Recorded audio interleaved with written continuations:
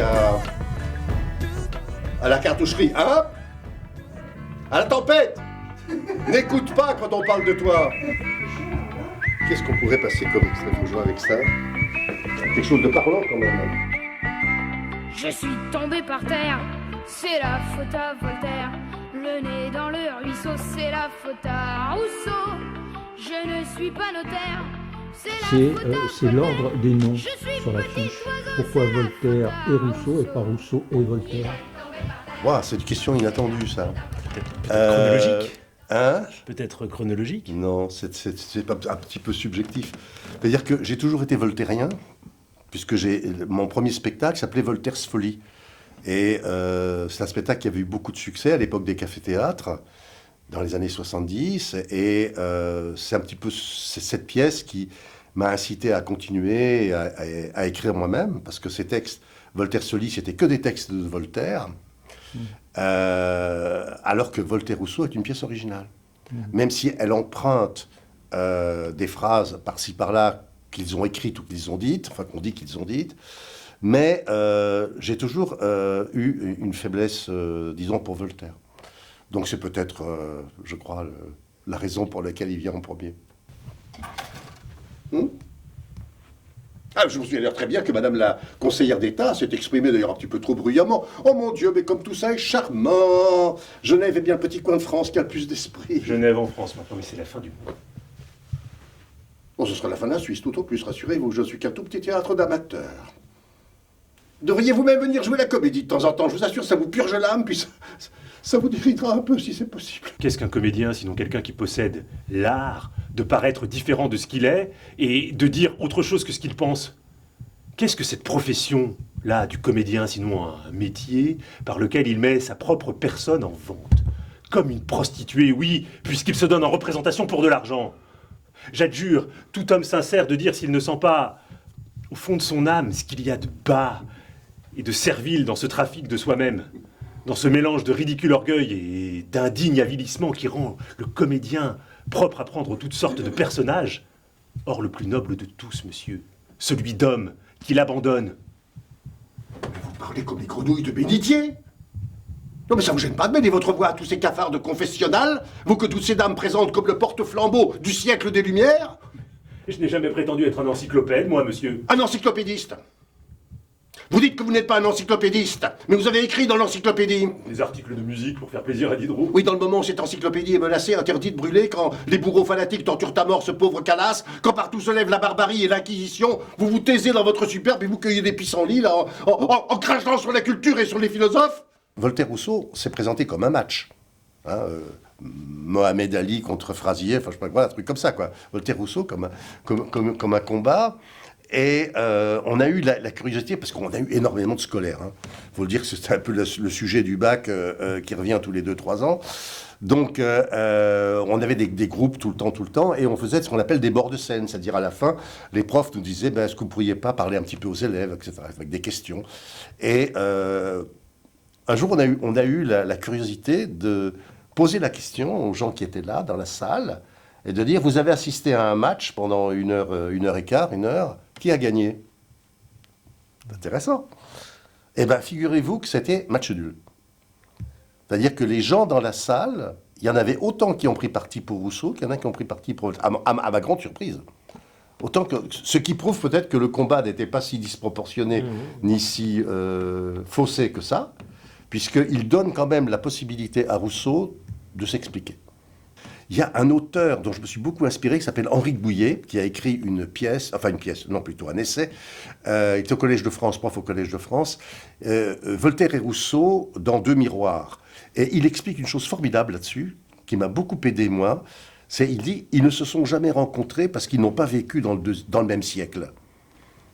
Et que ce sont deux hommes du XVIIIe, et aucun n'était un homme du XVIIIe. Et que Voltaire était plutôt quelqu'un du XVIIe siècle, avec quelque part le côté un peu carré, rationnel du XVIIe siècle, et Rousseau était déjà dans le XIXe. Et il a inventé, en tout cas le mot romantique, c'est lui qui l'a inventé, il a inventé le mot aliéné, donc quelque part il a lancé aussi l'introspection, c'est quand même le premier auteur qui a écrit en français une œuvre où il y a « je », parce que ça se faisait pas à l'époque, on ne parlait pas de soi par pudeur, c'était quelque chose d'obscène. Donc c'est lui le premier qui a parlé de lui et de quelle façon dans les confessions. Et puis il a quand même lancé le marxisme avec la propriété c'est le vol, et le premier criminel de tous les temps. C'est le premier qui a entouré un champ de barrière et qui a dit « ceci est à moi ». Quoi ? Vous ne voulez rien ? Quoi ? Non, là, les bras, on ne peut rien posséder soi-même. Non, puisque par là on l'enlève aux autres. Quoi ? Vous voulez priver celui qui a semé du fruit de ses efforts. Oui. Oui, puisque les fruits sont à tout le monde et que la terre n'est à personne. Voilà, donc c'est le vrai enjeu des limites de Voltaire par rapport à Rousseau, c'est que là, il ne pouvait pas suivre, quoi. Et cette base, c'est la vertu. Nous y revoilà. Et la vertu, qu'est-ce que c'est ? Je vous le demande. La vertu républicaine, c'est ce qui permet de désaliéner les individus. Désaliéné ? Mais qu'est-ce que c'est que ça encore, désaliéné ? Qu'est-ce que ça veut dire, désaliéné ? C'est un nouvel ajout au lexique de la Suisse romande ? Il est clair qu'il y aura toujours, malheureusement, des rapports de dépendance et d'inégalité parmi les hommes. Par exemple, entre celui qui sait et celui qui apprend, ou encore entre celui qui décide et celui qui exécute. Ce qu'il faut, c'est extirper l'oppression. Et pour extirper l'oppression, il n'y a qu'une seule vertu, l'utilité publique de chaque acte. L'utilité publique de chaque acte. Mais dans un ordre social vicieux comme le nôtre, tout acte est perverti, et nous n'y pouvons rien. C'est en cela que l'on peut dire que l'homme est aliéné. Donc ils sont morts 11 ans avant la Révolution française. Mais ce qui est extraordinaire, c'est que 11 ans après, en dépit de toutes leurs différences, elles ont été gommées, puisque Robespierre et Saint-Just ont décidé de les faire enterrer tous les deux au Panthéon. Et ils ont dit que c'était les deux pères de la Révolution française. Et donc, ça, c'est assez extraordinaire que si peu de temps, alors qu'il y a tellement de différences, mais dans l'esprit des révolutionnaires, ils étaient effectivement complémentaires. Et le plus complémentaire, c'est Gavroche. Donc, il dit, si je tombe à terre, c'est la faute à Voltaire, le nez dans le ruisseau, c'est la faute à Rousseau. C'est-à-dire que la révolution sur les barricades que nous raconte Victor Hugo, c'est les barricades sont en 38, je crois, ou quelque chose comme ça. Mais 1830. Non, Ou 1830. Enfin, C'est pas 48, c'est pas 48. C'est pas 48, c'est 1830, ouais. Alors 1830. Et donc, celle qui a raté, quoi. Ouais, celle qui a raté. Bon. Et donc, en tout cas, ces barricades où les gens sont morts au nom de Voltaire et de Rousseau sans faire, sans faire de distinction. C'est ça qui est absolument extraordinaire. Alors qu'il y en a des distinctions à faire. Hein. Il y en a des distinctions.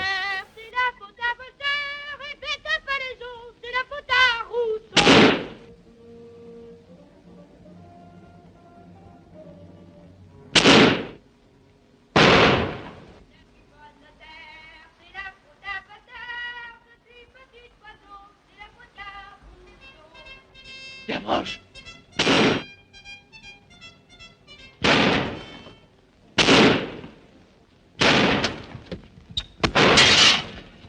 Choix et mon caractère, c'est la faute à Voltaire. Misère et mon trousseau, c'est la faute à Rousseau. Voltaire n'était pas un démocrate. Hein, c'est-à-dire qu'il se méfiait beaucoup du peuple. Non pas qu'il n'aimait pas le peuple, mais il pensait que le peuple avait besoin d'être éduqué. Rousseau aussi, d'ailleurs. Mais peut-être pas la même culture. Peut-être que tu vas nous en parler de cette différence entre les deux cultures. Mais c'est sûr que chez Voltaire, il y a une... Oui, comme tu disais, homme du XVIIe siècle, il y a cette idée de l'aristocratie. Sauf que il voit dans l'aristocratie non pas peut-être l'injuste de la naissance, mais plutôt l'éveil des consciences des hommes éduqués, quoi. C'est-à-dire qu'il avait quand même des exemples. Enfin, le monde était quand même en train de changer, parce qu'il avait des exemples sous les yeux de deux personnes dont il s'est fait des amis. C'était Catherine II de Russie et Léopold, c'est ça, II Frédéric II. Frédéric II de Prusse. Et donc, ces gens qui étaient ce qu'il appelait des despotes éclairés. Et donc, peut-être qu'il trouvait que c'était peut-être une solution pour le progrès du monde, c'était que les chefs guide le troupeau dans la bonne direction. Alors que Rousseau, lui, était dans le troupeau. Ouais. Il ne voulait pas être guidé. Moi, je pense que c'est un petit peu ça, la distinction. Personne ne trouve grâce à vos yeux que les sapajous et les Zoulous de l'Orénoque. Toutes les nations civilisées sont bonnes pour leur but, tous les hommes cultivés sont des grands criminels, des pervertis. Il n'y a de bons que les sauvages. Et le dernier des couillons. On n'a jamais mis autant d'esprit à vouloir nous rendre bêtes. Monsieur, quand je vous lis, il me prend des envies furieuses de marcher à quatre pattes. Parce que si je vous ai bien compris, juste un exemple, hein,